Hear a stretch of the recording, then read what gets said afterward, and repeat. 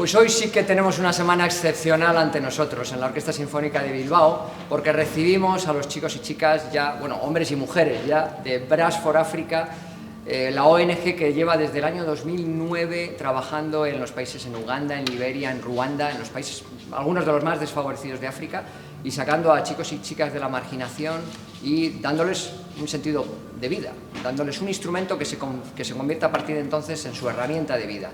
Vamos a hablar de estas cuestiones porque ellos están invitados a nuestro programa de temporada en un concierto que en la segunda parte incluirá una gran sinfonía también en consonancia con el mundo del viento metal, que es la sinfonía número 3 de Aaron Copland, que incluye esa fanfarria para un gentilhombre tan conocida y tan emocionante y que viene además como anillo al dedo para presentar el trabajo de Brass for Africa, que será en la primera parte del concierto. Después de la obertura americana de Prokofiev, que abrirá el concierto, tocaremos una pieza con los músicos, con los profesores y profesoras de Brass for Africa.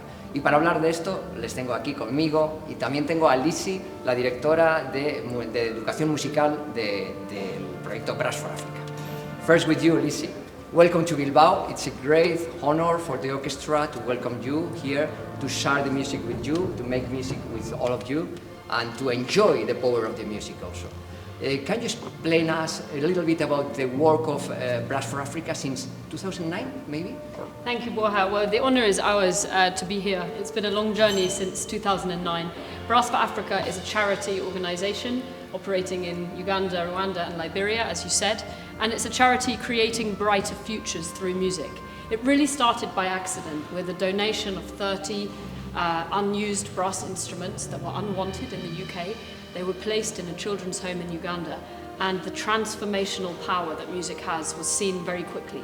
Young people who couldn't look at you in the eye, who didn't have anything to hope for, anything to look forward to, suddenly started to get those things. And now we've grown to the point where we have 2,000 students, and these are all from disadvantaged backgrounds and living very difficult lives. Children and young people living in informal settlements, living in refugee settlements, living with a disability, living with HIV and AIDS, living in orphanages and living on the streets.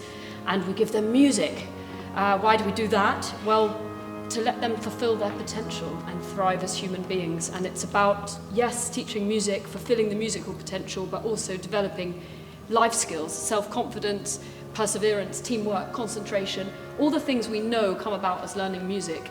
And any young person would want them, but they're skills that are hard to come by. So we now have 2,000 students, we have 25 teachers, and the teachers all come from those backgrounds. So they're the ideal inspirers, the ideal role models for those young people to show what can be achieved. And here we have 6 of our music and life skills teachers. Their everyday work is to teach in these communities, these children's homes, these centres, but they also perform as a band together. And here they are on their first ever orchestral tour of Spain with Kisoboka. Esto es un ejemplo del poder que tiene la música porque se plasma en que estos 6 chicos, chicas, ya hombres y mujeres, mejor, han encontrado un sentido también profesional a sus vidas como profesores del proyecto Brass for Africa. Vamos a hablar ahora brevemente con ellos también sobre la pieza que van a tocar.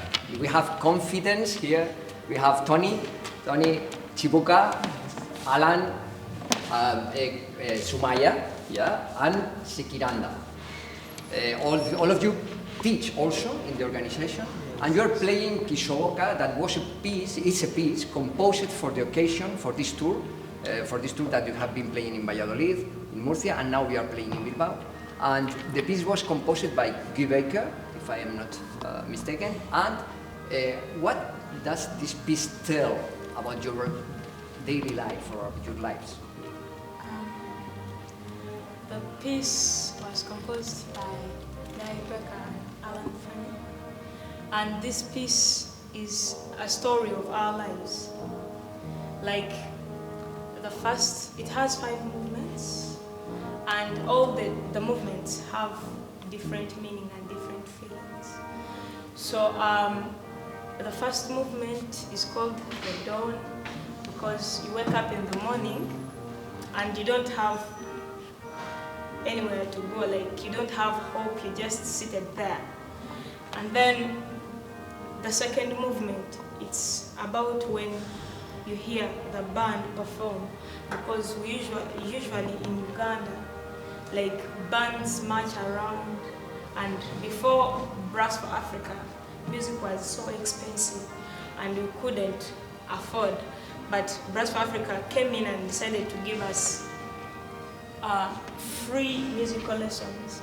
So the second movement explains how we meet, we get to know the bands, how we get to join the band by following them, because most of the tunes which are in the second movement, the tunes which we sing at home, and we use them when we're playing for our students, even when you're just singing, and it makes them feel good.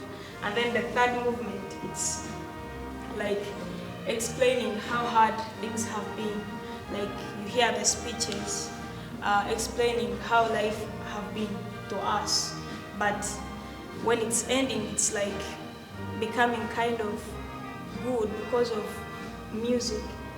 Then you go for the fourth movement. It starts with how we started learning our instruments with our teachers, learning how to play C, how to play different kinds of notes. And then by the time it's, so you see different players looking at each other, thinking like, when am I going to start playing? When am I going to start playing? And then there are parts also come in and they start playing. And then in the middle it becomes so good because now you're a good player. You're confident of what you can be playing. Then the fifth movement is the celebration. And it's what we are doing here. It's really exciting when we have been rehearsing the piece, not only listening to you, your mastery with the instrument, but also looking at you, at the movement and all the feeling that you express with the music. How did you feel with the orchestra in this first rehearsal? So, you want them to move more or what? How do you feel about the orchestra? Confidence? Wow, thank you so much. Well, personally, I felt so amazing and excited, and it's indeed a dream come true, not only to me, but also to the students that we teach back there in Uganda. Because by doing this, we are representing a lot of talent and music education, and surely, even when the time comes and they look back at what we have performed, it really will be so inspiring. And then also meeting wonderful musicians that play instruments that we have never seen in person. Now, for example, the double contrabassoon. I don't know if I've said it well, but I've never seen it in my life, and it was so warming, and I can't wait to take a big story back in Uganda and to my students.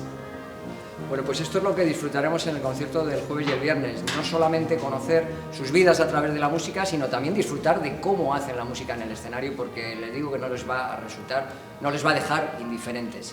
Conocemos así el trabajo de Brass for Africa, pero además disfrutaremos de una excelente pieza escrita por Guy Baker y Alan Fernie y con la maestría de nuestros profesores y profesoras de Brass for Africa. Thank you so much for coming. Let's enjoy the concerts on Thursday and Friday. Thank you. Gracias. Gracias so much.